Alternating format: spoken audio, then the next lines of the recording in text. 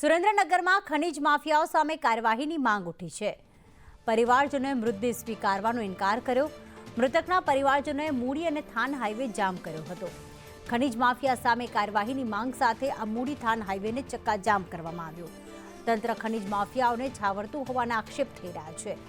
Loader machine સાથે 20 વર્ષીય યુવક ખાણમાં ખાબક્યો હતો, જેને લઈને તમામ લોકો ચક્કાજામ કરી રહ્યા છે। 8 મહિના પહેલા લગ્ન થયેલા યુવકનું દુર્ઘટનામાં મોત નીપજ્યું છે, તો ખનીજ માફિયાઓ સામે તાત્કાલિક કાર્યવાહી કરવાની આ ગામજનોની માંગ છે।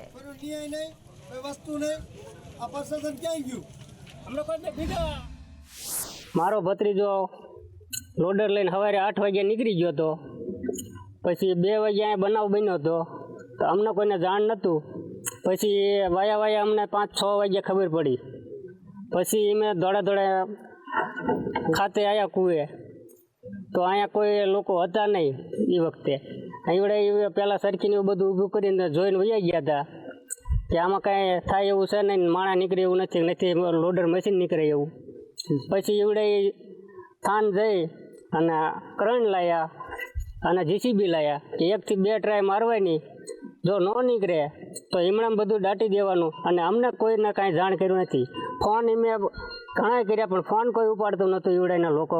જે આજુબાજુમાં જૂનો જે સ્ટોક કરેલો માલ હતો એ ભરવા માટે એક લોડર આવે છે। એ લોડરમાં અજયભાઈ કરીને એક વ્યક્તિ છે જે ડ્રાઇવિંગ કરે છે, મૂળી તાલુકાના ધોળિયા ગામના। દુર્ભાગ્યની વાત એ છે કે ગઈકાલે સાંજે 4 વાગે એ ખાંડની અંદર લોડર પડી જાય છે। અત્યાર સુધી એટલે કે આજે 5:30 થયા, 25-26 કલાક જેટલો ટાઈમ થયો, હજુ સુધી ડેડ બોડી કાઢવામાં આવી નથી, હજુ સુધી લોડરને બહાર કાઢવામાં આવ્યું નથી।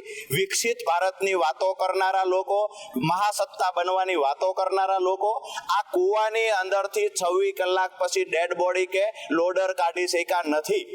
આનાથી દુર્ભાગ્યની વાત બીજી કાંઈ ના હોય, તંત્ર એકદમ નિષ્ફળ સાબિત થયું છે।